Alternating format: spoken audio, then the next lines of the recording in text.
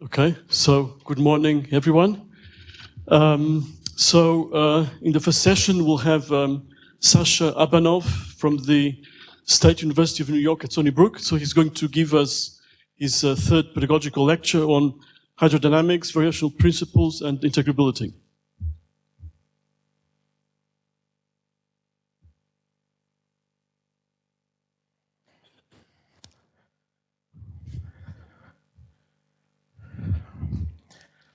Thank you. So let me remind you that last time we talked about one-dimensional hydrodynamics, and I gave a few examples. One is free fermions, and another is the use of one-dimensional hydrodynamics to find the leading asymptotes of emptiness formation probability of large fluctuations, which are hydrodynamically dominated. And in this lecture, I will start by giving one more example on one-dimensional hydrodynamics, which is Calogero Sutherland model hydrodynamics, and then I will talk about variational principles in hydrodynamics in general, well, giving you couple of examples rather than talking very generally. So the next topic is hydrodynamics of Calogero Sutherland model. Well, Alexios Polychronagas will give lectures on physics and mass of Calogero particles.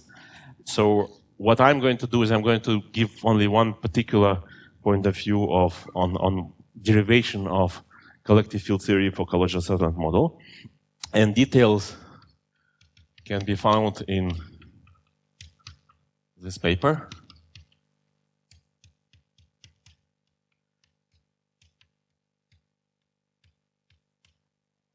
Which is Journal of Physics A42.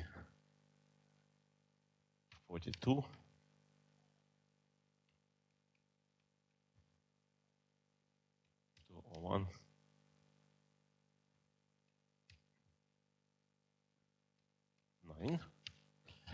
And I will be necessarily brief, so if you want details, it's there.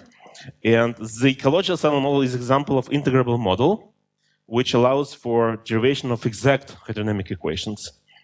And I'm going to talk about classical Calogero Sutherland model. So many of these things also generalize to quantum model. And our exact hydro equations, what I mean is not just zero-order hydrodynamics, but including gradient corrections. So let me start with defining what Calogero Sutherland model is. It's just one-dimensional particles described by the following simple Hamiltonian. So sum of momenta squared plus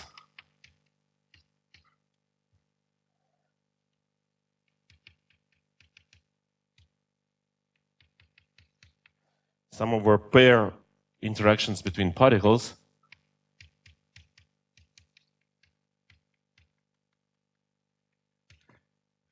and basically particles live on a circle of the circumference L, and their coordinates are measured, these x coordinates are measured along the circle, x1, x2, etc. And they interact with each other with the inverse square potential of the length measured by chord between those particles. So this sine squared is just this length squared, this interaction between particles. And as usual, when we give Hamiltonian, we have to give Poisson bracket between different variables. So in this particular case, it's canonic. So that Poisson brackets of Pj and xk is just delta jk. So these are canonic variables of classical mechanics. So you can write equations of motion, and our goal will be to derive the collective dynamics of this system. So I assume that on this circle there are many particles, so that the density is non-zero on average, even though if L is small and number of particles is large, but there is a finite density of particles. And we will introduce hydrodynamic variables, which are microscopically given by the following expressions. We just take sum over x minus xj. That's our density variable. And the momentum density or current variable is sum over j to 1 to n of pj delta x minus xj. Okay? So indeed, if you take this function and integrate it over some region, then you will get the number of particles inside this region. So this should be understood as a microscopic density of particles. And similarly, if you integrate j inside some region, you will get sum of momenta of all particles inside this region. So we assume that if you want to describe the system on scales much bigger than interparticle distance, then you can replace these very singular expressions to smooth functions and write some collective hydrodynamic type equations on those quantities. And we will introduce also velocity field by saying that this is equals rho times v. Okay? Please ask questions, interrupt if you have questions. So there is a regular method of how to derive collective field theory for this type of models, and it's called collective field theory.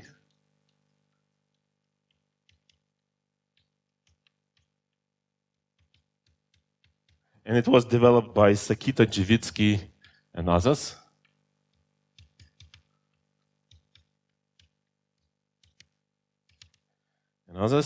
And I think Alexios will tell something about that. Well, I'm not sure what he's going to talk about. So, and Alexios in particular used that collective field theory methods to derive one soliton solutions of hydrodynamics, which is obtained from Calogero-Sutherland model. What I'm going to do today is I'm going to use another, it's essentially also a collective field theory method, but I will use some kind of nice shortcut, pretty much specific for this Calogero-Sutherland model, which will look like a miracle. And there are reasons behind this miracle, but I'm not sure I'm going to have time to talk about it. So first of all, let me write equations of motion for Calogero-Sutherland model. So this is the first one. If you just take this Hamiltonian and Poisson commute it with x, you will get x dot, which will be equals to p. And p dot, of course, is equal to the force, which is given by the derivative of the potential.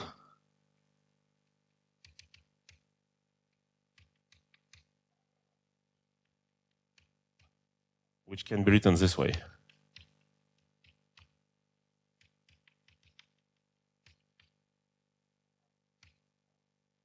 No, it's the whole thing squared. This is one particular way to write equations of motion. So this fully defines classical system. If you have positions of particles in momenta, then you solve these equations and you find positions in momenta at all subsequent times. And what I'm going to do is I'm going to rewrite these equations in some very funny form. First of all, I will introduce Wj, which is just the complex notation for coordinates of the particles, xj. And I also introduce some auxiliary complex number uj, which is e to the I 2 pi over L yj. So xj's are real numbers, so that wj is just complex position of particle on this circle, okay? And I rescale it to make it unit circle. And uj is expressed in terms of yj. These are complex numbers. So these are some auxiliary variables living somewhere in a complex plane. And I claim that the following system of equations is equivalent to this one. So it will take some time to write it down.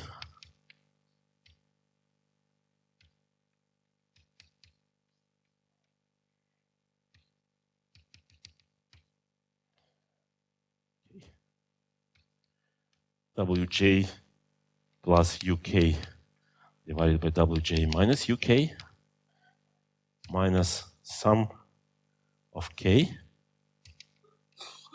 So k is not equal to j of wj plus wk divided by wj minus wk. That's equation which essentially replaces the first one. As you can see, this, if you substitute wj, you basically get xj dot in the left-hand side. So this is literally this equation. But instead of pj, I parameterized it in some particular way using those auxiliary variables u. So those u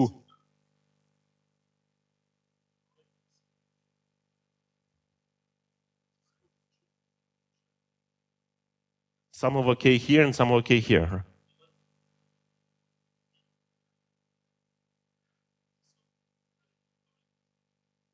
Sum over k and yeah, well, probably you're right. Oh yeah, that's right. Yeah, this is sum of k and j. There is no I. This is basically the energies. This is basically this, and I want just to differentiate it with respect to j.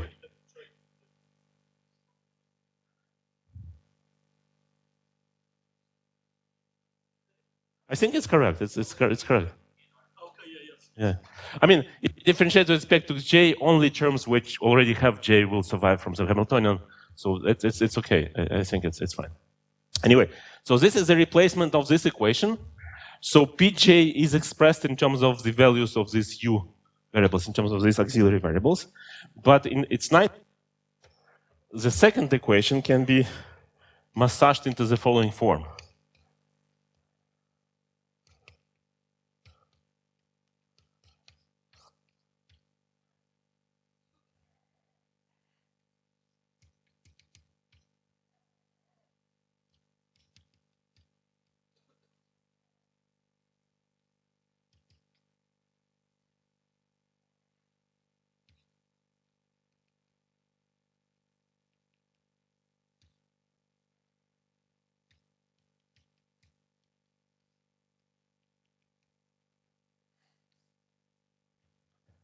Okay.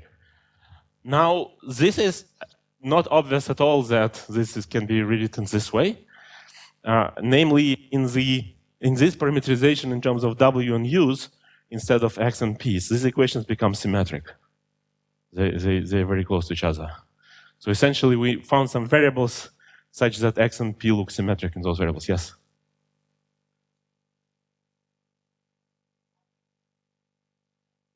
So, and as an exercise, I suggest you to check that Pj is actually. Oh, okay. Let me wait for 1 minute. I'll explain in a second. I want to introduce some notation first. So what I'm trying to say is the following: that you can take one more derivative of this. You get x double dot, which is acceleration, equals p dot, which is equal to this. So you have f equals ma equation for all j particles. Now, what I'm trying to say is that if you take the derivative of this equation, there will be wj dots and uj dots, and you substitute those from those two equations. That all u's will miraculously cancel, and you will reproduce this f equals ma equation. And what I'm saying is that this is not obvious, but you can check directly. How this happens to be, these all miracles about Calogero model can be probably understood only from this symplectic reduction procedure when you get Calogero by reducing it from some freely moving matrices in much higher dimensional space. So we are not going to talk about this. For now, it's just some observations that that these are equivalent to those. Okay? So now let me introduce a couple of more notations. I want to introduce two functions, u1 of w, just by definition equals g pi over L. G is a coupling of Calogero model.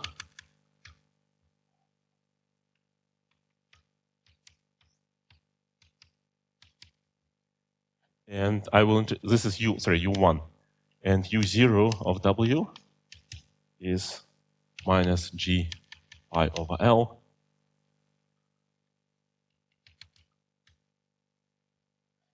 And w plus uj divided by w minus uj. So I will use also for w e to the I 2 pi over Lx sometimes. Okay, so this is just notation for some additional functions, which are functions of a complex variable w. They are functions in the complex w plane. So this is a complex w plane.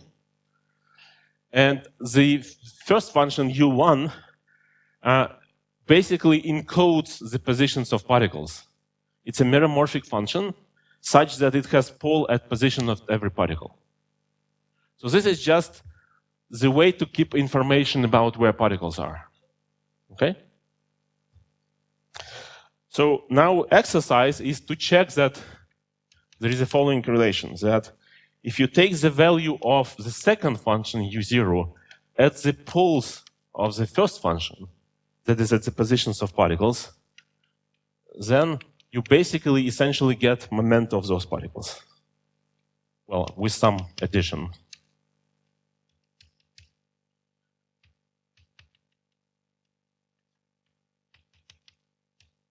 So this answers the question about the relationship between u's and p's. So this u0 is just this one, so you essentially have expression of momenta p in terms of those auxiliary variables u. So the poles of this function encodes positions of particles, and the values of this function at positions of particles encodes momenta of those particles. So this is, and if you do it in this particular way, then equations become symmetric. Okay. That's you. So now what I'm going to state is that I'm going to state some equation. So let's introduce also u, which is u0 plus u1. Then my claim is that if you take the equation, which is just the following equation, dx 1/2 u squared plus I g over 2 u tilde equals 0, where u tilde is defined just as u0 minus u1.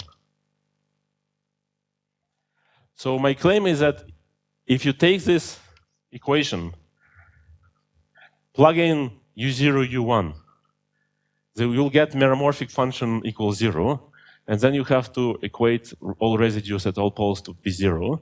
You just do decompositions. Then you'll get these equations. And I leave you this as an exercise. Or take a look at the paper. This is some exercise, I have to say, but the goal is the following, that now, take a look what happens. This depending on number of particles, on the positions of particles. Here, all this information is lost. So I can say that I can take some kind of smooth continuum limit here and think of this u as given by continuous densities. And so these are essentially my hydrodynamic equations in disguise. Yes?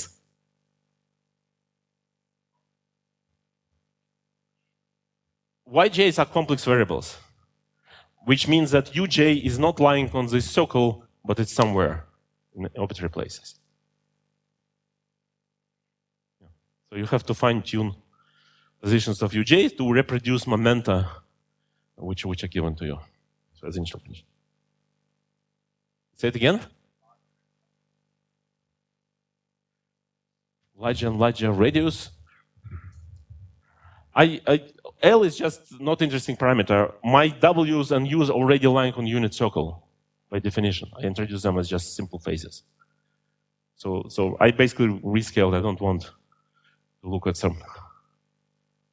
No. Oh, yeah. So yeah, that's right. If you take the limit of L going to infinity and expand, then you will get what is called rational. I should have said a few words about that. There's a whole family of Calogero models. And one of them is if you take L going to infinity, then basically you get xj minus xk squared, and this pi over L cancels this one, and you get what is called, is it just Calogero model or rational Calogero model, with just inverse square interaction on a line. This is a periodic one. You can think of this as the one on a line with periodic boundary conditions if you want. The other versions is that instead of that sign, you can put hyperbolic sign, and that will give you short-range potential between particles. It's also solvable. And the most general version is that if you have hyperbolic sign plus periodic boundary conditions, which is equivalent to putting here elliptic Weierstrass function, this will be the most general elliptic Calogero model. And all other cases are particular cases of this elliptic Calogero model. So I'm going to talk about trigonometric one. So, but all these results immediately generalized to rational one because it's just a limit of L going to infinity. Is that the question?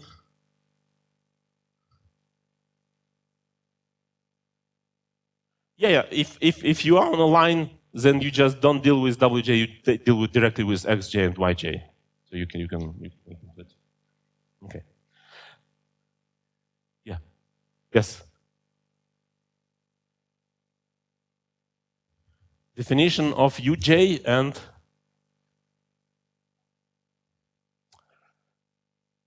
no definition. I'm just saying the following, that if you take these two equations, where wj is well defined by being related to coordinates of the particles, and if you just take those two equations, then if you exclude uj from those equations, you will get motion of Calogero particles. Okay? The uj's are just some complex numbers. If you want to see how uj is related to momenta and positions, then the formula. You can think of this as definition of uj. Uj's are such that if you take u0 defined in terms of uj's and put here wj instead of w, so put wj here, wj minus uj, plus this, then this will be pj. This is definition of uj. Okay. But this is not, it's essential that instead of positions of particles and momenta of those particles, I'm now using just two meromorphic functions, u0 and u1, which have all information about this. Okay? Right. Miraculously, because this is symmetric system, then you can do it vice versa, and you'll get some interesting equations for uj's as well. And moreover, actually, the remarkable thing is that if you put here n not equal this n, but something else, for example, just one uj, then you get some particular solutions which correspond to solid solutions of Calogero model. And we explored this in harmonic Calogero system in one of the papers. But now I'm not talking about this. I'm just saying that let's look at this equation and let's make the following substitution. So let me consider the function u1. So remember that this function u1 basically has poles everywhere on this circle. So what I want to do is I want to approach this circle from inside or outside, plus or minus I0. And I want just to parameterize this in terms of some interesting variable rho field.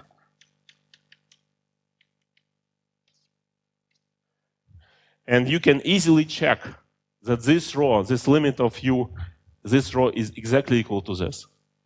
So this is actually density. Yes?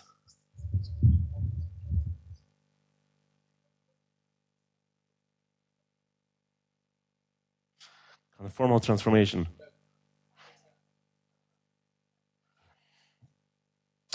I mean, the reason I wrote it in terms of w's and u's instead of x and y's is just because I wanted to have some rational functions rather than cotangents and so. You could forget about this w, put xj dot here, yj dot here, and write here hyperbolic cotangents. Not hyperbolic, just cotangents, which will appear. You might skip that. Yes, it is conformal transformation, but yeah, it's not that essential. It might be essential if you think about some ways of generalizing Calogero model to some arbitrary curves, not on a circle. But nobody succeeded, I think, in finding some reasonable stuff. But this would be the way, starting point to do it, to go to complex variables first and then trying to do something. But I'm not sure it exists. Some non-trivial versions exist. So now let us do one more trick. U0 does not have poles on that unit circle. So I can just take it on the unit circle, put it on x. By this I mean that it's a function of w, which is e to the I 2 pi over Lx. This is just for this. So, and what I'm going to do is I'm going to call this v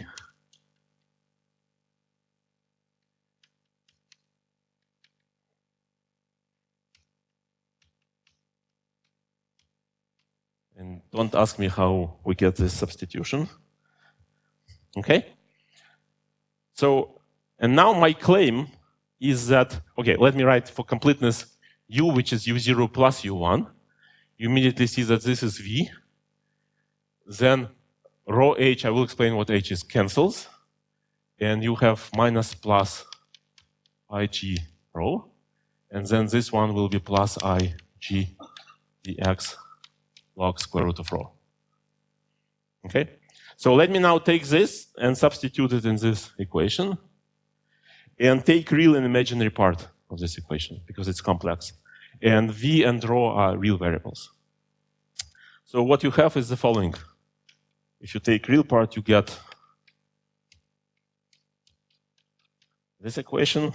And if you take imaginary part, you'll get this equation.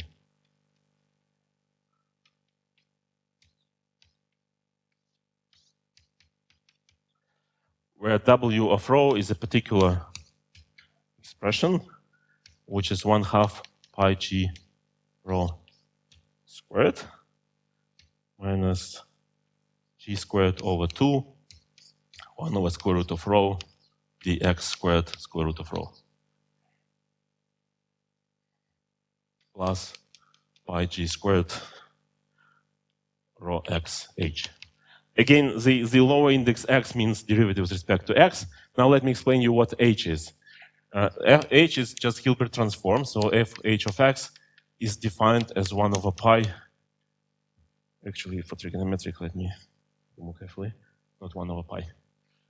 As dy divided by L, taken in the from 0 to L in sense of principal value, f of y, cotangent pi over L, y minus x.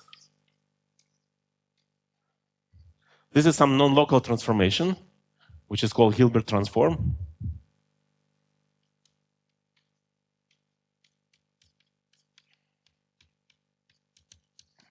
The appearance of Hilbert transform is not so miraculous because, as you can see, the interaction between particles is 1 over sine squared. So if you put here, if you try to replace this by x minus y rho of x rho of y, this is essentially Hilbert transform of one of the densities with derivative. So Hilbert transform appears to remembering that the interaction between Calogero particles was non-local long range. So my claim is that the following, that, so I'm saying that this equation is equivalent to this, to any number of particles, this is exact.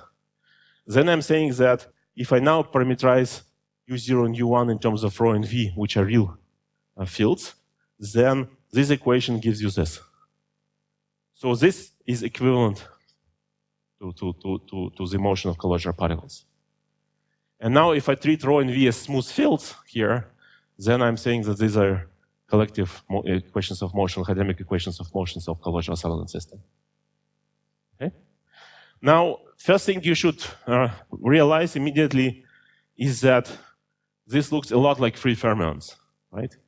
This variable u is more or less v minus plus pi rho. So if g is 1, this is exactly free fermion piece, plus some gradient correction. And this also looks like pi squared rho squared divided by 2 here, which we saw in free fermion case. So it's just deformed by this coupling constant g and some gradient corrections. One remark is that one can also study Calogero Sutherland model in quantum case, and in quantum case, usually instead of this g, we write h bar squared lambda times lambda minus 1. And if you repeat all this stuff for quantum case, you can do to some extent. What you will have here is you will have lambda squared, and what you have here is lambda minus 1 squared. So for lambda equals 1, it will reproduce free fermion system exactly. But for quantum. For classical, it's just this. So any questions?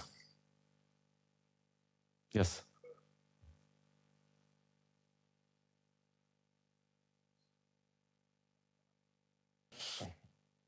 Okay, so you have positions of particles in momenta in the first place.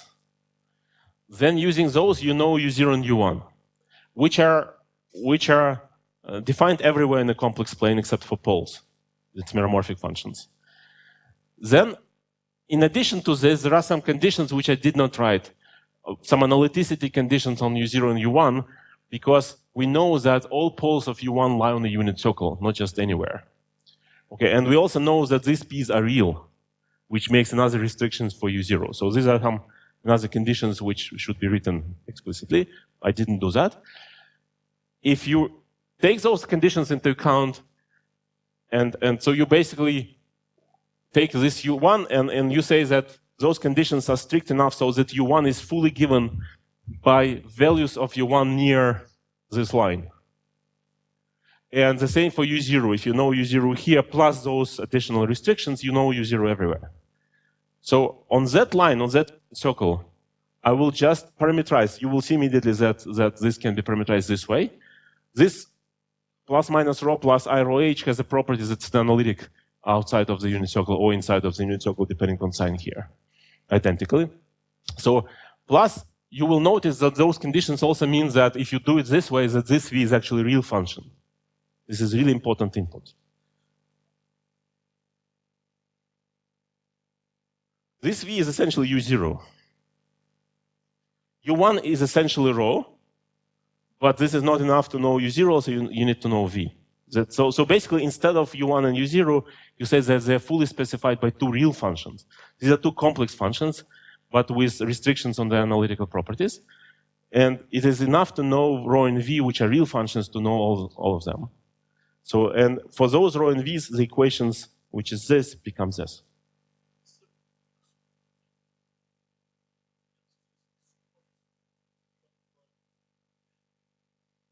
I think I'm consistent everywhere. So yeah. So what? Oh, okay. So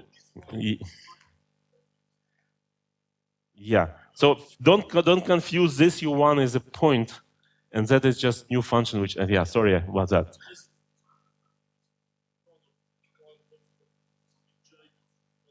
Yeah. Let me fix it. Let me fix it. Let me make it big ones. And everywhere here. Yes. So the big U is a collective field which replaces all positions of UJs. And so all these are big U's. So these are, has nothing to do with coordinates of individual particles. These are functions which encode all of them. Yeah, sorry, I have to change my notation for which. Yes?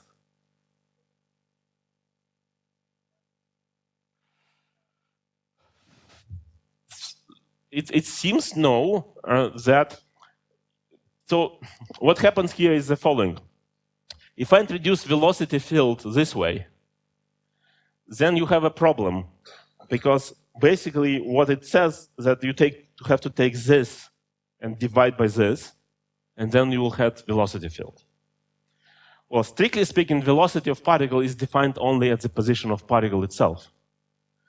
So this altogether means that I found some interesting way to extend the velocity from the velocity values at the positions of particles to velocity field which interpolates between those, and has some properties that it preserves some analytical structures.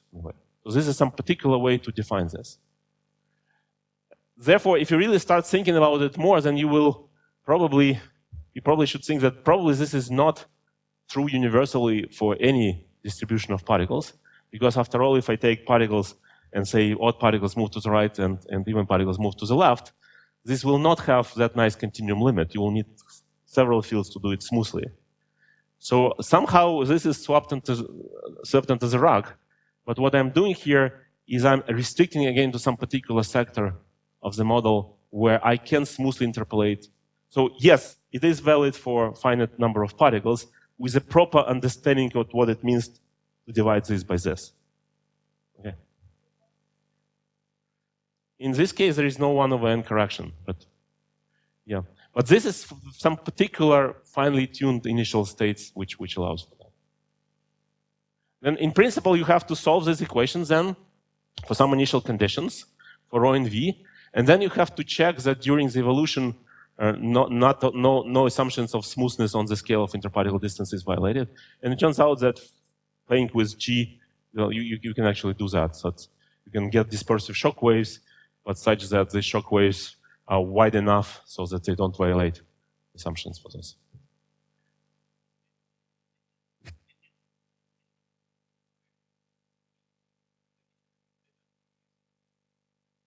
That's correct. That's correct. Yes, that's correct.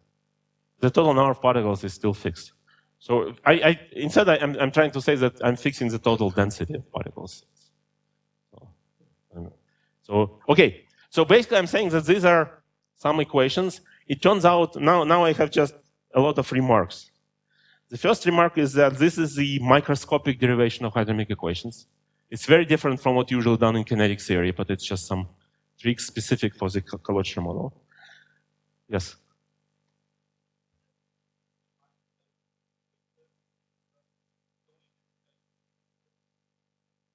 Which ones? These ones?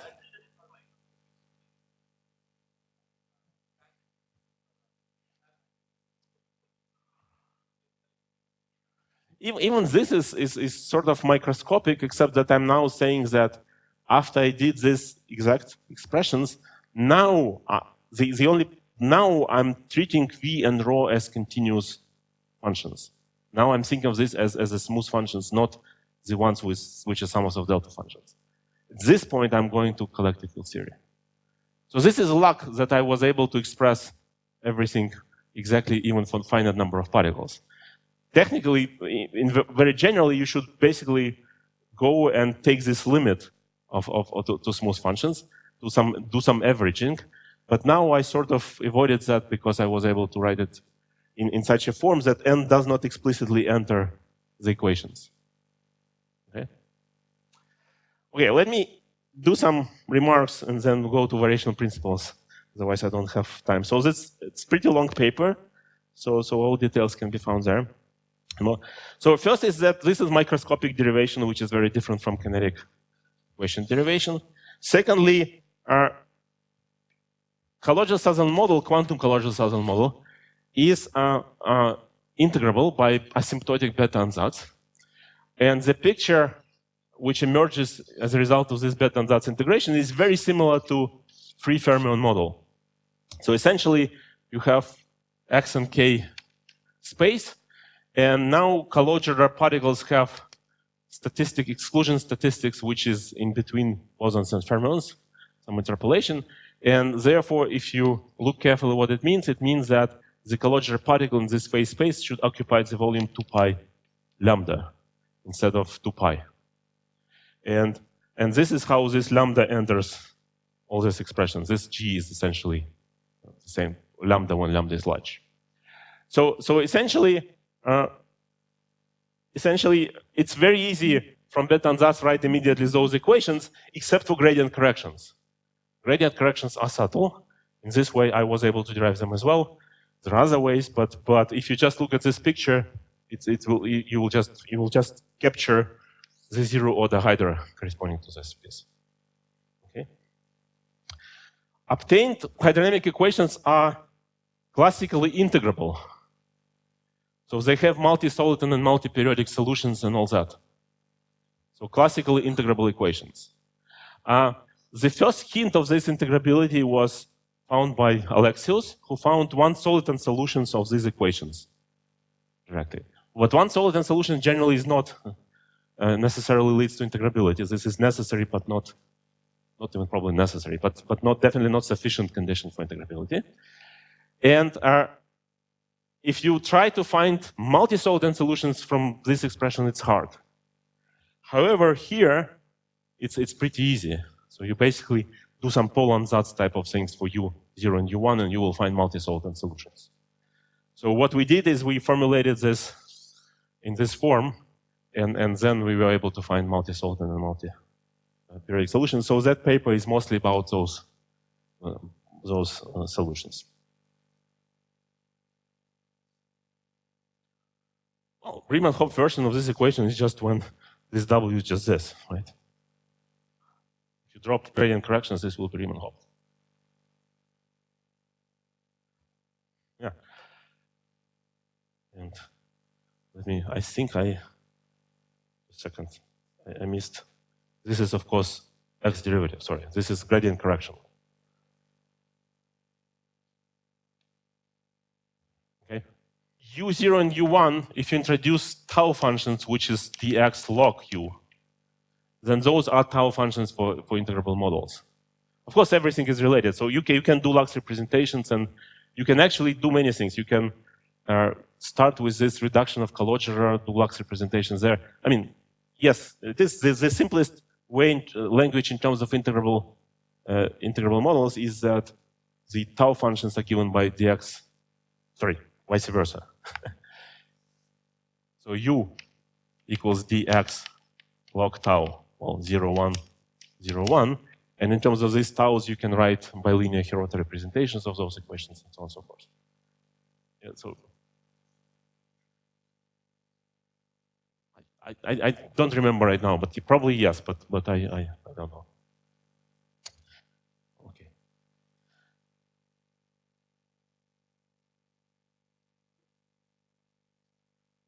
Yes.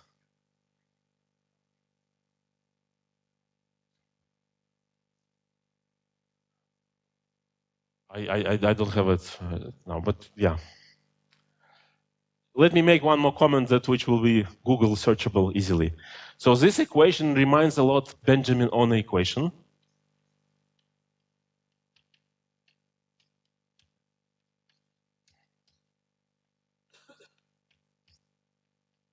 But not exactly Benjamin-Onna equation. It would be Benjamin-Onna equation if these were real fields. Then this would be Benjamin-Onna equation, which was derived in classical hydrodynamics. And in particular, Jevitsky noticed that this reminds Benjamin-Onna equation. So if you type Jevitsky Benjamin-Onna Calogero in Google, it will find the paper. So I can give you reference later. I just don't have it right now. Okay. Finally, final remark about the Calogero before we move on is that this is Hamiltonian system. And of course, it is Hamiltonian because I started with Hamiltonian system, but also useful to understand that this is also Hamiltonian system hydrodynamic equations. And in particular, Hamiltonian can be written as integral dx of rho v squared over 2 plus rho epsilon of rho, where epsilon of rho has this interesting form. There are many ways to write it. Well, this one I like because it's positively definite.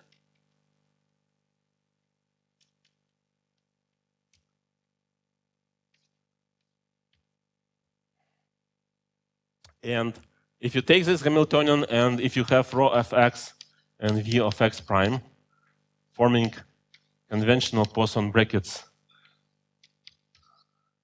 which are given by these expressions, and rho with rho and v with v is 0, then this Hamiltonian with this Poisson brackets and with this energy generates these two equations of motion. So it is Hamiltonian system. Questions? So now, my purpose here was to show that there are some ways to derive hydrodynamics for interacting integrable systems microscopically. And this is exact, and the equations of hydrodynamics are itself integrable. And this is done together with gradient corrections, which is important. Not often, usually if you really deal with standard conventional hydrodynamics, then what you do is you do gradient expansion. So you really basically say that this is the first gradient correction, then in principle there is second, third, and this is infinite series. Here somehow it's truncated at second derivative here, and it gives you integrable systems. So this is one of the miracles of integrable systems. So now, yes?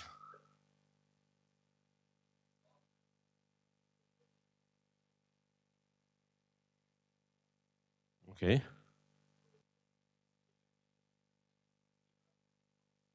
That's right. So if you just take those definitions and you will go towards this unit circle carefully, then you will basically get those equations. This is almost obvious, right? Because these are the poles. So what you could do is you could write here something like w prime rho of w prime, where rho is sum of delta functions. So and this will give you basically this. So Second one is less trivial, but you still can do that. What you do, this log is not nice to deal with, but if you multiply this by rho, so it will be rho v here, then this will be just dx rho. And then you still can deal with this as with derivatives of delta functions. So, but this is still can be done microscopically. Yeah, the only limit to continuum going on when I'm saying now, I'm considering v and rho as smooth functions. This is where I go to continuum. Okay. So the next topic, for which I have a little bit less time than I expected, is variational principles.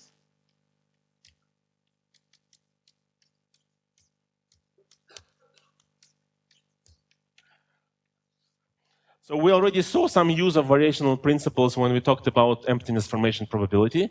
Then we needed action to describe properly the weight of quantum fluctuations. So just hydrodynamic equations do not tell you exactly what the probability of fluctuations are, but going to the action, you can postulate that those weights are given by e to the minus s. And what we are going to do is we are going to show some variational principles for some couple of hydrodynamic models, simple hydrodynamic models. And there are many versions of how to build those variational principles, many. Here I will use Eulerian picture.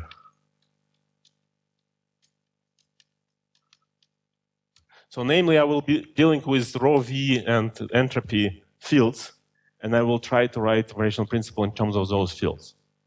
The alternative, for example, Lagrangian picture, when you think about hydrodynamics as the motion of fluid particles, and you use coordinates of those fluid particles instead, and you write variational principle for those. And there are a couple of more versions. So first, before doing variational, before doing action in Lagrangian, let me do Hamiltonian formulation of hydrodynamics.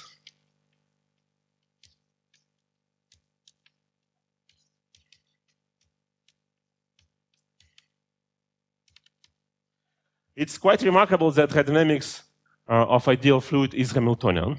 So you can write it as in terms of the Hamiltonian and Poisson brackets. And let me start with definition of microscopic fields, which I already actually introduced. So let me write rho of x. By definition is some, now I will call particles by index alpha. So the microscopic density of those particles is just given by this expression. And the current, or density of momentum, is given simply by, you take momenta of particles of particle alpha component k of momentum, delta x minus x alpha. Now, notice that before, when I was doing the same tricks here, I just used the index j as the index labeling particles. Now I need to label particles and also Cartesian components. So I'm using alpha now to label particles, and this is, in this case is x, y, z. It's a direction component. Okay. So I will introduce these quantities, and I will also say that this equals to rho v, so which is definition of velocity field. And I assume that those p's and x are canonically conjugated variables, namely their Poisson bracket p alpha k x beta j is delta alpha beta delta kj. So only momentum and current of the same particle do not have zero Poisson brackets, and only if the components are the same, xx, yy, or cz. And now my goal will be using this to derive Poisson brackets for those fields, which surprisingly can be done. And following already my tradition, I will leave you this as an exercise, but I will try to write a few steps of how you do that. So what I want is I want to compute this type of Poisson bracket. So the first thing I will do is I will substitute this into here. Okay. So what I will have is p alpha k delta x minus x alpha, and then delta x minus x beta prime, sorry, x prime minus x beta, and sum of alpha and beta. And this is Poisson bracket between this and this. Okay? Oh, by the way, before even doing that, obviously that rho of x and rho of x prime do Poisson commute. This is 0, just because in this expression there are only x's, no p's, so any functions of x's commute with each other. Okay? So this is the first Poisson bracket that I have. This will be the second one between momentum density and rho, and this is what I have. First of all, I notice that if beta is not equal to alpha, that these guys have 0 Poisson bracket. Because there is, so what I'm going to do is I can remove this beta here and replace it by alpha. That's the first thing. Second, I notice that this will have 0 Poisson bracket with this. So I can take this p, I can take this delta of x minus x alpha outside. Okay. Then I notice that commuting something with p is the same as taking the derivative with respect to x alpha k. Delta x prime minus x alpha.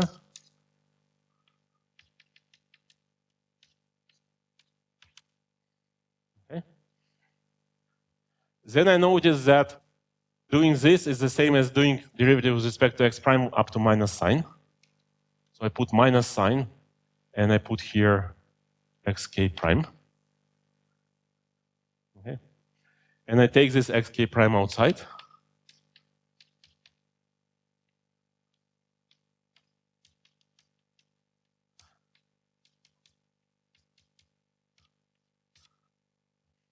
Okay.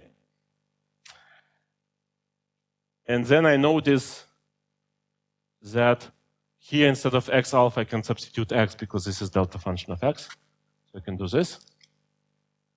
And then finally I notice that this is rho of x.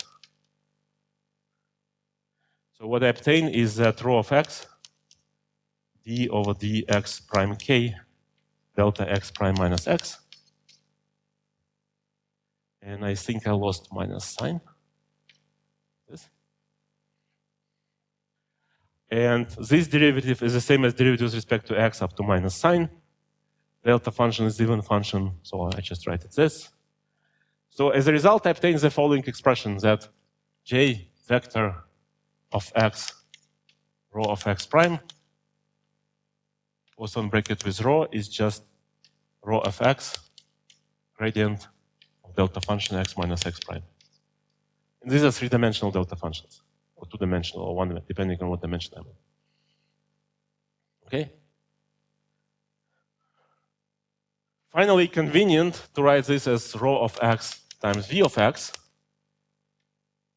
Notice that rho of x commutes with rho of x prime, so I can divide by rho, and then I have very well-known relationship that v of x rho of x prime equals gradient of delta x minus x prime. Okay. So this is the full derivation.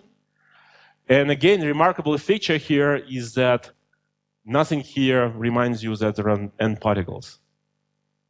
So this is microscopically exact expression, but it is written in such a way that it's valid anyway. So whatever continuum limit I will take, I still expect that this will hold. Okay?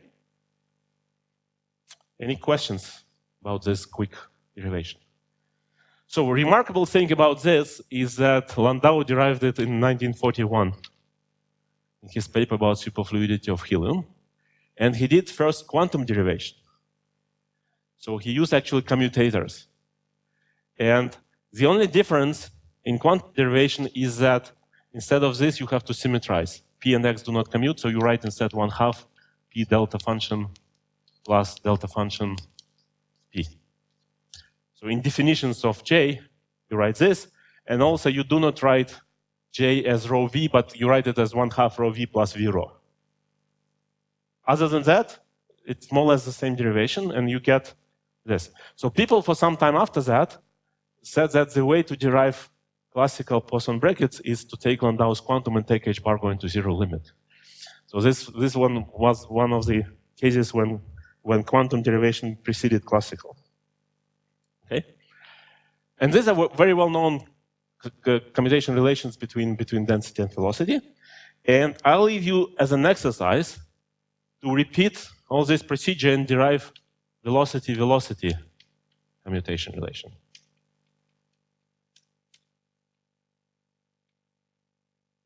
By the way, let me use some shorthand notations. So when I write Vi Vj prime, I mean that this Vi has argument x, and this Vj prime has argument x prime. That's a little bit shorter notation.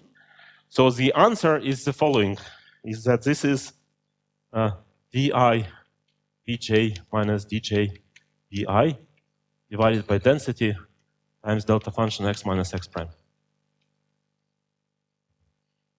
So different components of velocity do not commute with each other if this is not zero, if there is a vorticity system. If there is no vorticities, they do commute. In particular, in one dimension, they always commute because in one dimension there is no vorticity by definition. So in one dimension, the Poisson brackets are simple. Vv is zero, rho is zero, and v rho is a derivative of delta function. But generally, this is the commutation relation of velocity. So this is exercise. So derive this using absolutely the same logic.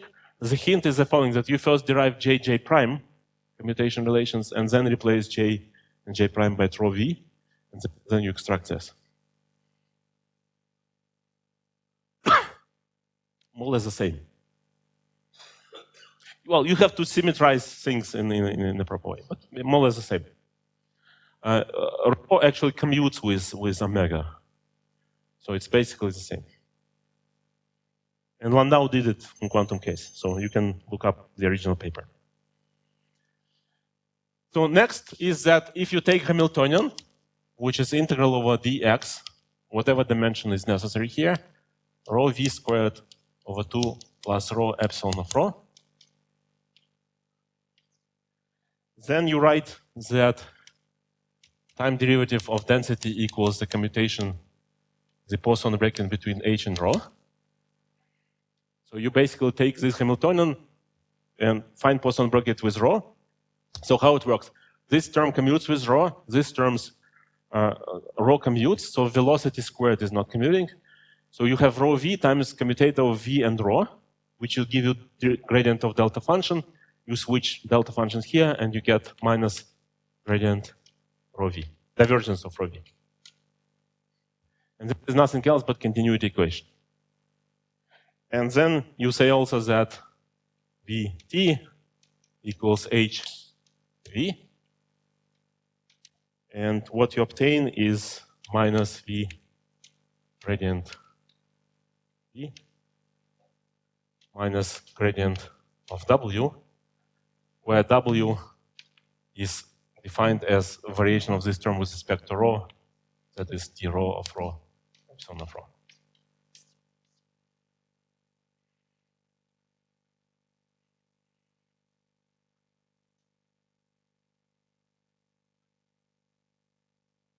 It depends on the convention. Is it in your convention PQ is 1 or minus 1?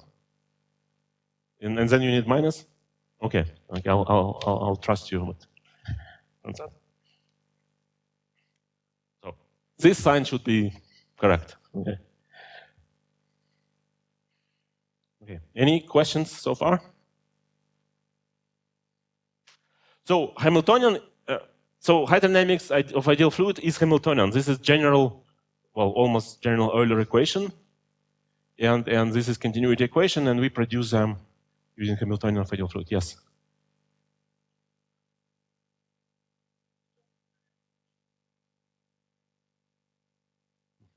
Okay.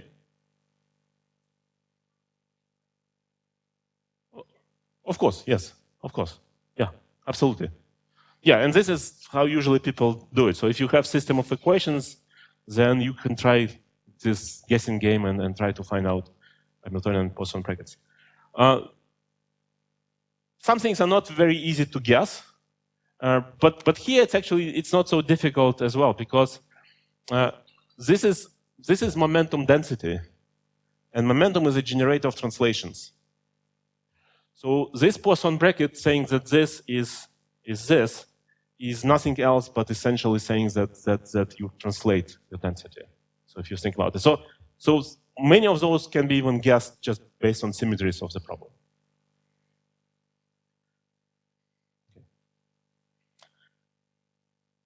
So now one more exercise for you. So as you might have noticed, I assume here that epsilon depends only on rho. So which is the particular case of isentropic flow, so there is no entropy here. My suggestion to you is try to derive all this with entropy. Namely, you introduce one more field, S of x, which is defined as S alpha, delta function of x minus x alpha, sum over all particles. Now notice, this is really important, that the way I treat the entropy field is that I have fluid particles labeled by alpha, and each fluid particle has some number S alpha associated with that particle. It's like fixed. So it's like I colored particles, I labeled them with some numbers, and then they move, but those numbers are stuck to those particles. So this is like additional flavor, additional color, whatever you call it. So this is just some additional label for particles. So then this just, if you integrate this over some region, you will just get some of those numbers as alpha. So let's introduce this, and then you can immediately repeat the derivation which we did, and find commutation relations between rho v and s, which is very easy to do. And then my claim is that if you now take Hamiltonian, which is integral over dx rho v squared over 2 plus rho epsilon of rho and s, then this Hamiltonian with Poisson brackets, which you will derive, will produce general Euler equation for hydrodynamics, where here will be minus 1 over rho gradient of p, which is more general formula, because this formula reduces to this one only if p is a function of rho only.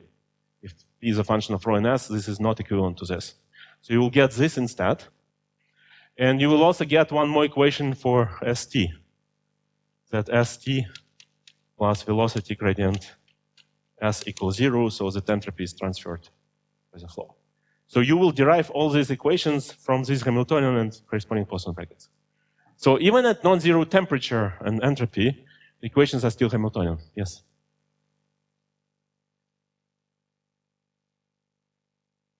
Between S and rho is 0. Between S and P, no. Between S and P is actually the same as here, except that S here. Which again is reflection to the fact that P just translates S. Oh, yeah. So these are just some numbers, so this S alpha commutes with everything. Yeah, right. That's important, because when you derive, this S alpha is not conjugated to anything. Okay? So here you will get hydrodynamics with non-zero temperature, which means actually that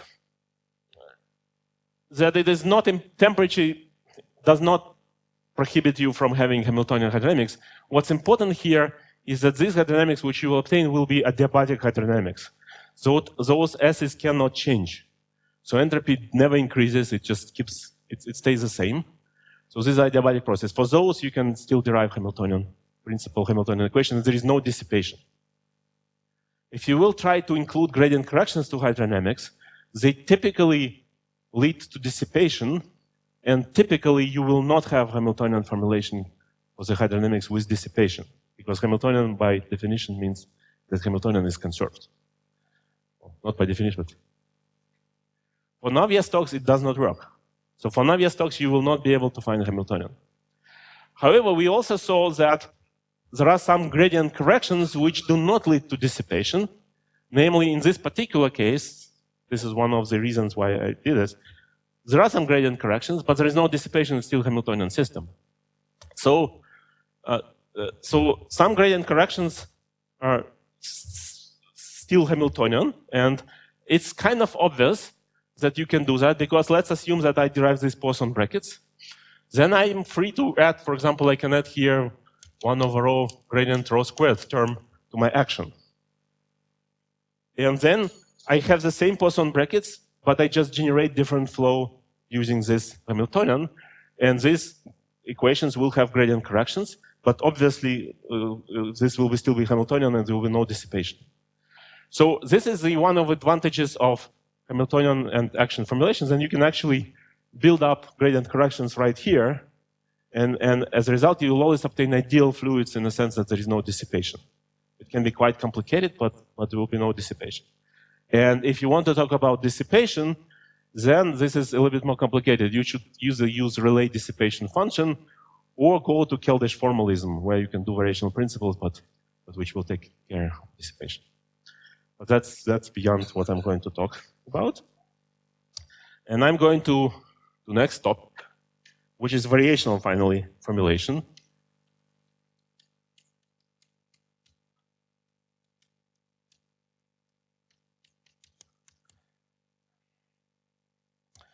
And I will consider first example of variational formulation for potential flow of an ideal compressible barotropic fluid. Okay, variational formulation of compressible ideal barotropic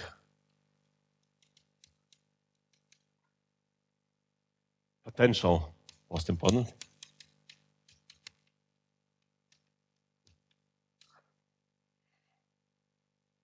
So what I'm going to do is I'm going just to say that if I have Hamiltonian, which is rho v squared over 2 plus rho epsilon of rho. Okay, here I already took into account that it's compressible and barotropic. Compressible because I'm using rho, not just replacing it by constant. Barotropic because I said that epsilon depends only on rho, which means that pressure depends only on density, and that's what's called barotropic. So I already used barotropic and compressible. I used ideal because no dissipation. I'm planning to use Hamiltonian. So now I'm going to use potential part of it. So I'm saying that I'm considering the particular flows of fluid such that velocity equals to gradient of some potential theta.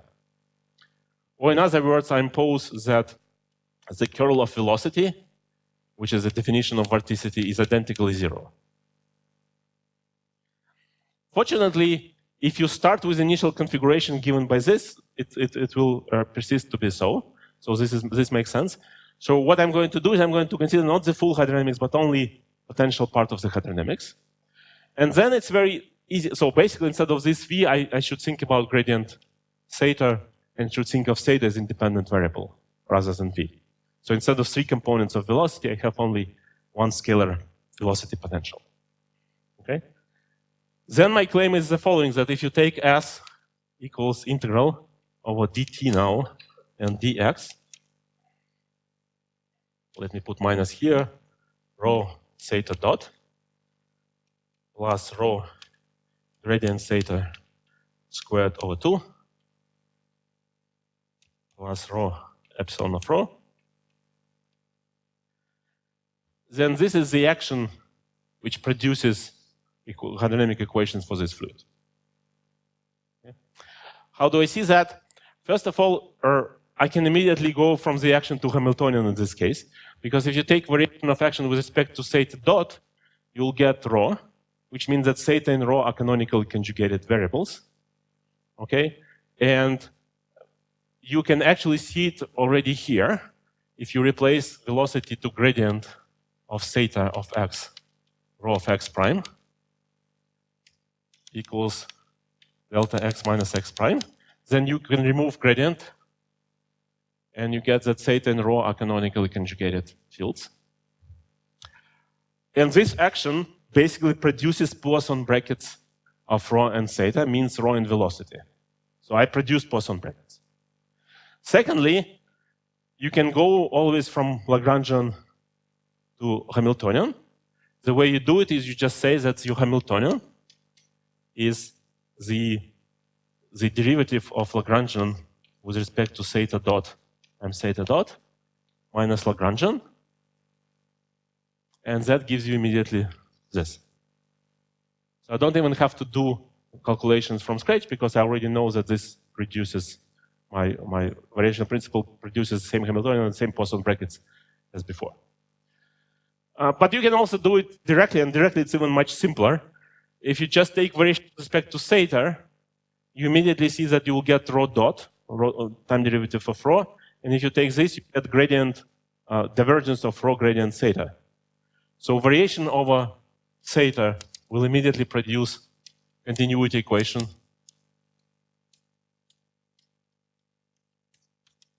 Okay. And variation with respect to rho produces, well, up to minus theta dot plus gradient theta squared over 2 plus derivative of this, which is W of rho. W is derivative of rho epsilon. And this is nothing else but Bernoulli's equation. If you take gradient of this, you will produce Euler equation. If you take gradient of this, you will produce this. Okay? So this is the variational principle for this simplest hydrodynamics. Okay? Any questions?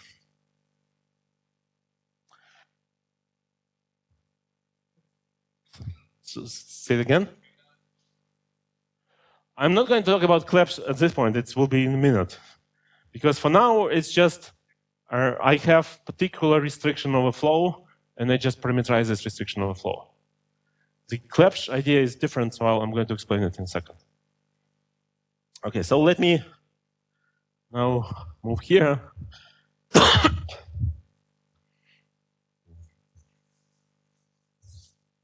And now I will consider a non-trivial example. So far it was easy. So we are going to talk about variational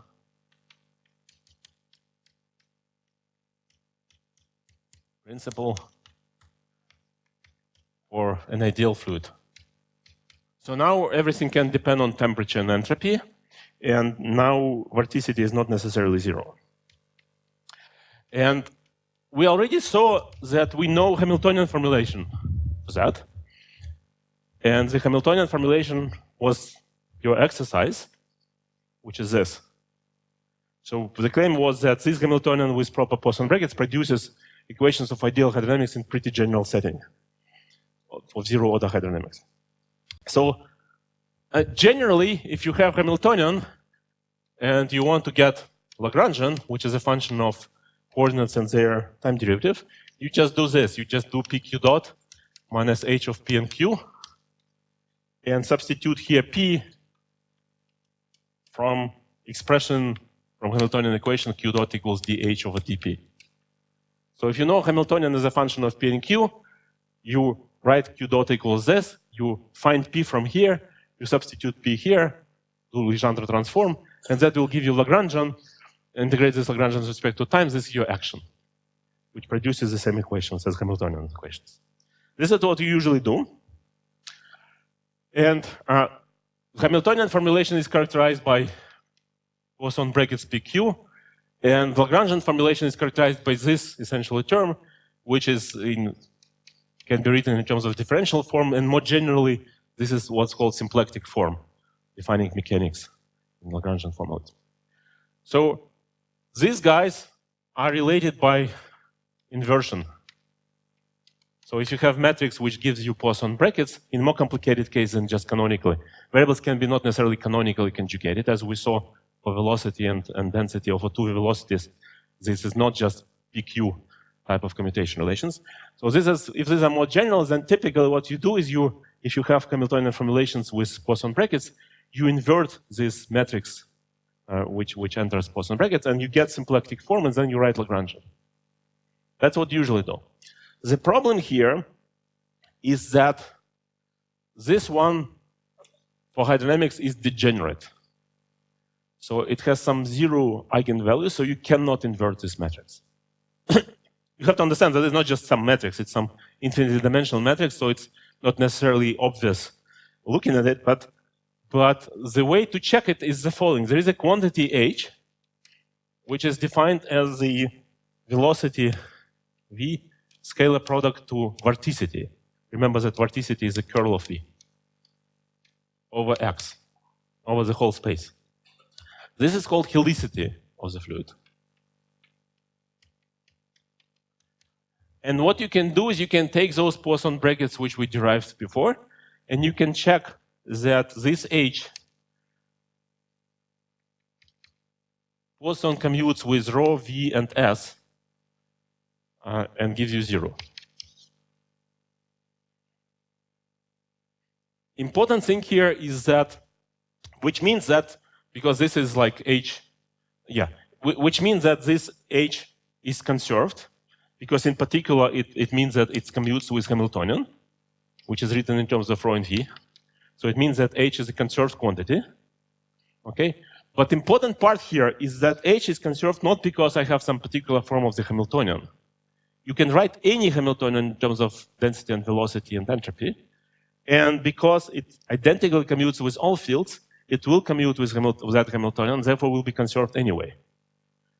So you see that there is some quantity which is conserved, which means that these Poisson brackets have some 0 mode in it, and this is degeneracy of this Hydrodynamics. Therefore, you really cannot just go directly from Hamiltonian to the action. So in this particular case, Hamiltonian formulation is simple. I didn't think much about it. I just wrote Hamiltonian plus Poisson brackets, and I noticed that it produces equations. To write action, I cannot really do my standard way and just invert Poisson brackets. This is a difficulty, which was solved. And the way to solve this difficulty is that you have somehow to get rid of those 0 directions. And let me describe first pictorially the idea of how it's done, and then I will show you an example.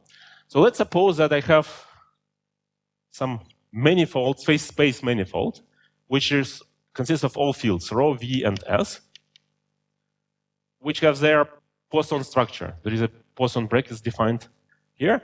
And if you have Hamiltonian, the Hamiltonian produces flow on this manifold of those fields. And those are hydrodynamic equations. Now, what is done is that the system is extended to some bigger space, which has rho, v, s plus a bunch of other fields. I will show you examples. And I will find some action, some Hamiltonian end action, such that there is a flow on this bigger manifold, but the flow is such that if I take initial point belonging to this submanifold of physical fields, then those equations do not take me out of this submanifold. So I still have motion here. But this one is a bigger one, so generically this h is not conserved quantity anymore for this general dynamics. So for this one, I will find the action in the variational principle, and then I will just say that this action produces a little bit more equations than necessary, but if I write equations for velocity, density, entropy, they will still be closed. They will not involve extra fields, which means that these equations do not take you out of this manifold. That's the idea. So this extension, and then you have what's called symplectic reduction of these big equations to a small one. Well, the miracle here is that somehow you should be able to guarantee that equations do not take you out of this submanifold, and that's usually done because there is some hidden symmetry in the system which guarantees that. So I will say a few words about this in a particular example.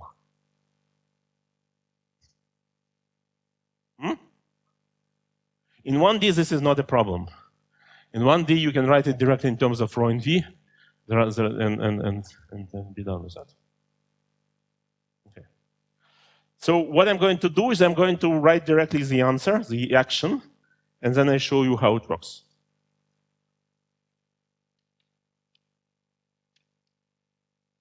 Let me actually write it this way.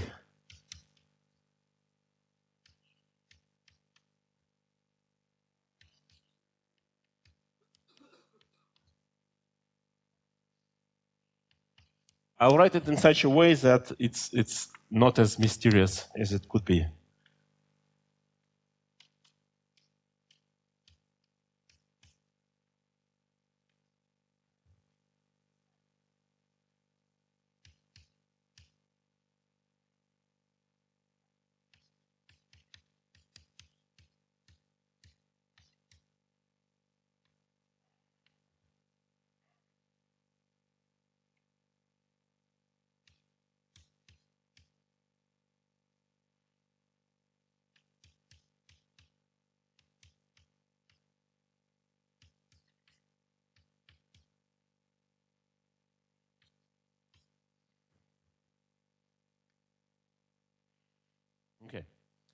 So this is the action.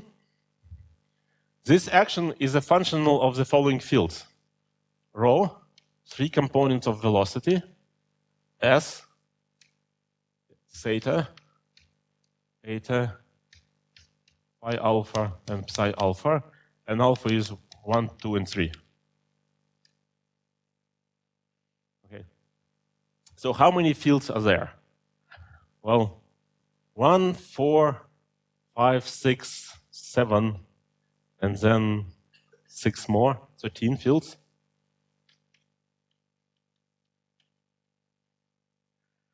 Okay. And my claim is that if I write all these equations coming from this action, then for rho, v, and s, I will obtain the physical equations of hydrodynamics in general. And if you have initial rho, v, and s, and you solve those equations, you will get rho, v, and s at any moment of time. So you really do not need those fields except for making sure that the variational principle works. Okay? Let's see approximately how it works. So let me, well, I wrote it in such a way that it's pretty clear how it's constructed. So for example, if you vary over theta, so you will get continuity equation. Well, it should be plus here. Plus gradient of rho v equals 0. So theta is essentially Lagrange multiplier which guarantees continuity equation. Then if I vary over eta, then I obtain the entropy evolution. Let me write it in short notation. Obtain this. That entropy is translated by the flow, transported by the flow. If I vary over phi alpha, I also obtain the dt psi alpha equals 0, which means that those psi alphas are some additional 3 labels which label every particle and which also translated with the particle. Okay? In fact, the physical meaning of those psi alphas, these are initial positions of the particle. If I take fluid particle, its initial position has 3 coordinates. And of course, if you trace this particle later on, you can always ask what was the initial position of this particle, which is 3 coordinates, and those are 3 coordinates. These are initial positions of the particles. Okay? Then, important piece is that let's vary over v.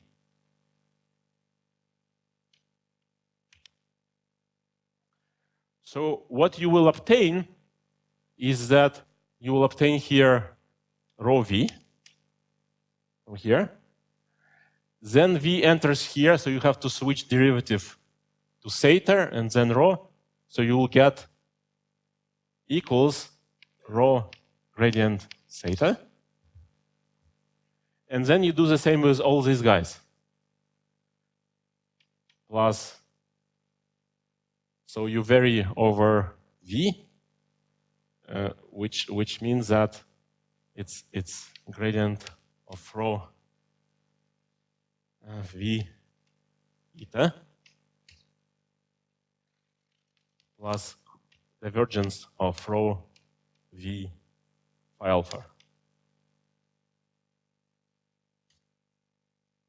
Sorry, no, I'm doing something wrong. I'm missing psi alpha, right? Sorry, that's stupid. So let me, okay, here v is inside, here v is outside, so I actually have just plus rho eta gradient s plus rho phi alpha gradient psi alpha. Yeah, that's what I have. And I cancel rho.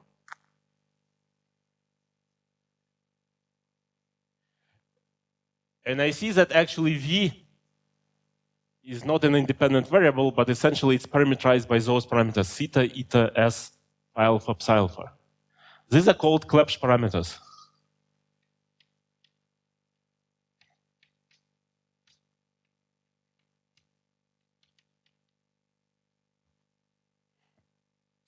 These are Clebsch parameters. So, and this is the most essential part of this story is that the idea is that instead of velocity, I use many more parameters to parameterize velocity. It's like excessively parameterized velocity. And this increases the space of field. And finally, if you do variation with respect to rho, not finally, you have also conjugated fields, but if you do variation with respect to rho, you'll get the most important dynamical equation, 1/2 v squared minus theta dot and plus v grad theta and so on and so forth equals 0, which will be Bernoulli's equation, essentially the analog of Bernoulli's equation. I suggest you to do it on your own. And then, okay, if you vary with respect to psi alpha, you will get similar equations for the conjugated fields. The interesting part is, the only non-trivial part is to vary with respect to S, because S enters not only here, but also here. So let me write this one. If I vary with respect to S, I get minus rho epsilon S, partial derivative of epsilon with respect to entropy. And here I will get plus dt rho eta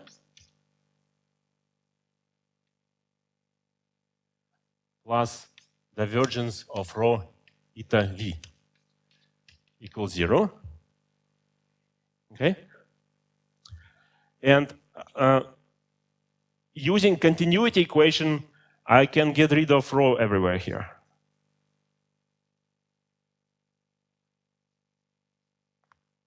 And write it like this. Okay?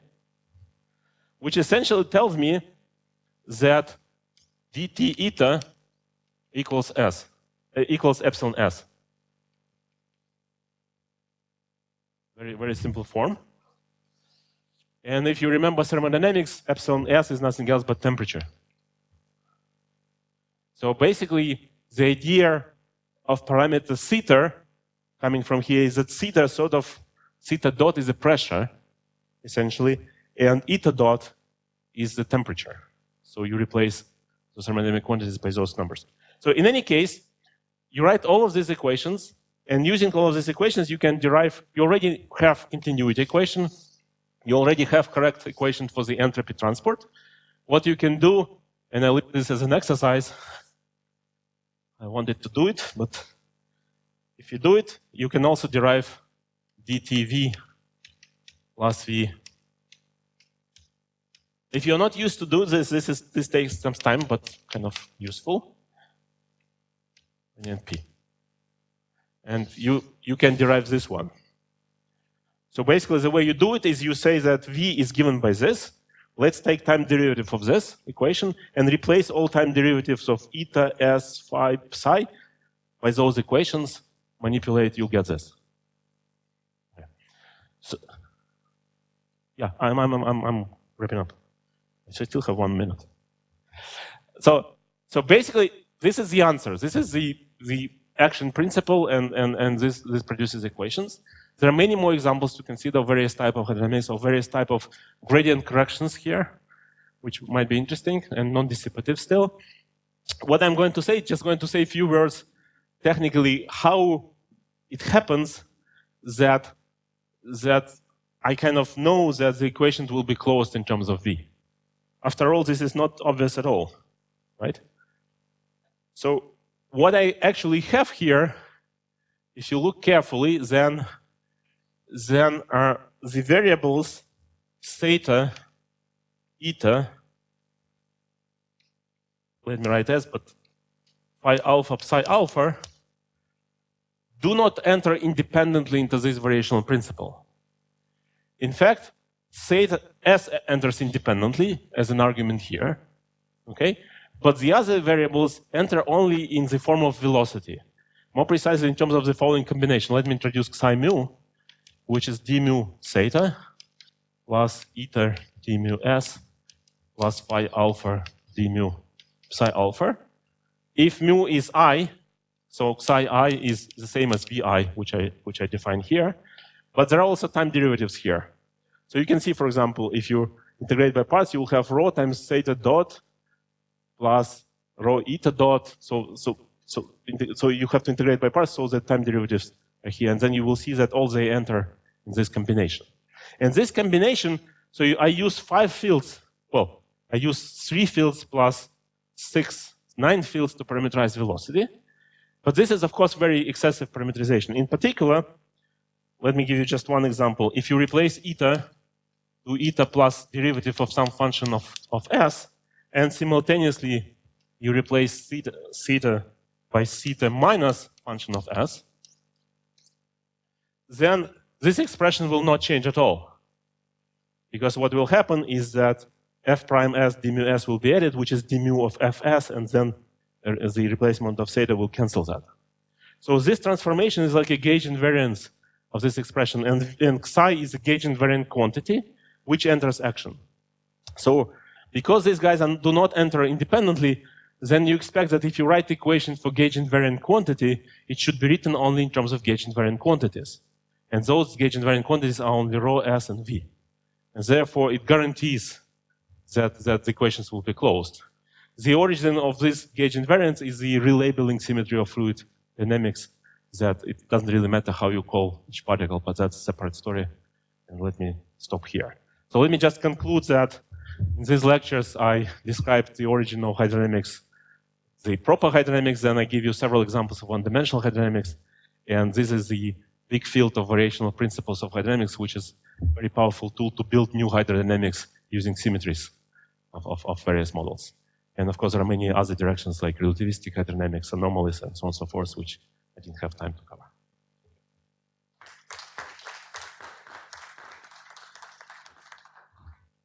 So any questions or comments to this lecture? So this theta in this looks very close to this potential function, right? This Clebsch parameter, almost like. What's potential function? So the scalar function that you wrote as a potential. Means there was a theta there, which was just like a. Oh, of course. Yeah, of course, right.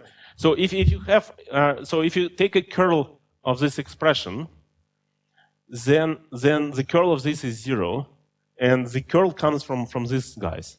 Mm. So if you have curl-free, vorticity-free motion, then this is just enough. Mm-hmm. So you can say that one of the Clebsch parameters is like a potential, but this flow is not potential, it has vorticity, right. General one. Yeah. And one more question. So if Hamiltonian is much easier, why go to action in the sense that what is the use of it? It's a good question. So one example, so variational principles are useful for some particular interesting purposes. For example, it's known that if you want to average over some fast degrees of freedom, like getting dispersive shock waves and stuff like that, then variational principles are more convenient because you can actually average right inside the action. It's also extremely useful in imposing various types of constraints. For example, and this is just to give you some hint, for example, suppose that I have hydrodynamic of general type.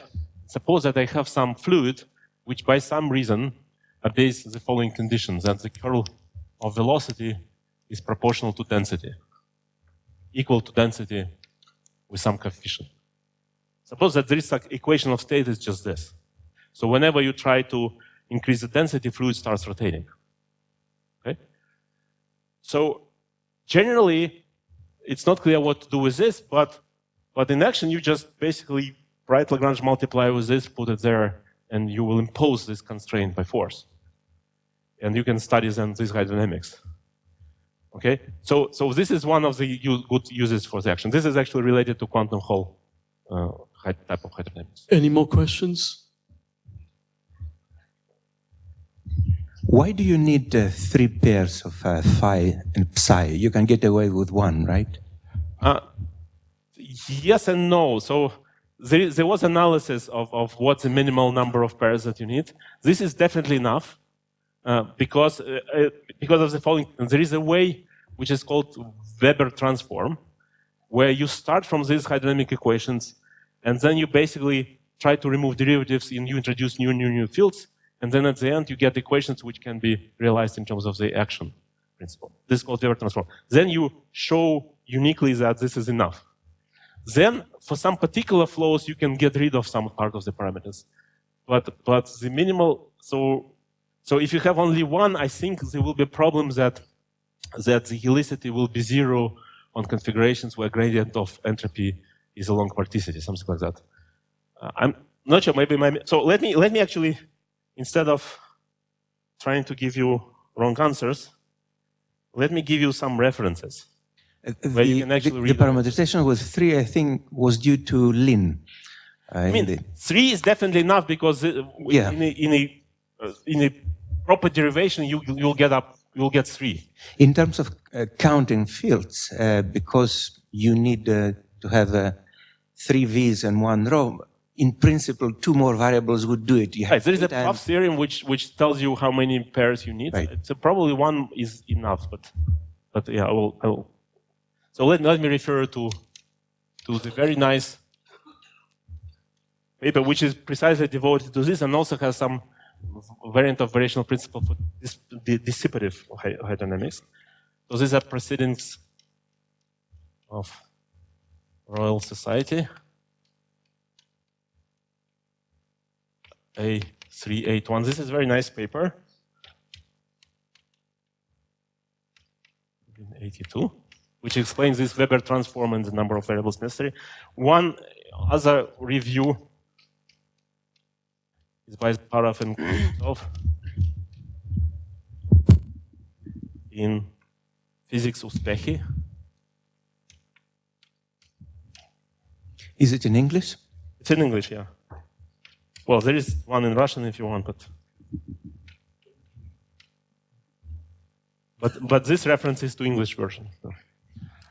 So this is about both Hamiltonian and variational principles and many other things. This is review, and this is about particularly variational principles in hydrodynamics.